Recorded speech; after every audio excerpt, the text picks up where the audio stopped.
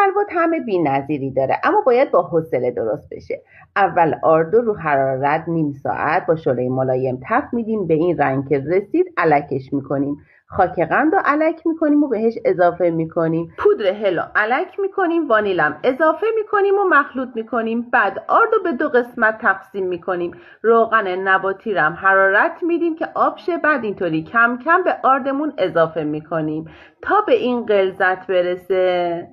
بعد داخل سینی پهنش میکنیم. پودر کاکائومون رو به بقیه روغن اضافه میکنیم و حرارت میدیم. وقتی که آب شد به بقیه آرد اضافه میکنیم. همینطور کم کم اضافه میکنیم. یه کمی باید شلتر باشه این. بعد روی بقیه حلوا اینطوری صافش میکنیم. میره استراحت میکنه. بعد 2 ساعت اینطوری برشش میدیم و گوشه هاشو کنار میذاریم و اینطوری به راحتی به کمک چاقو جدا میکنیم و نوش نگاهتون.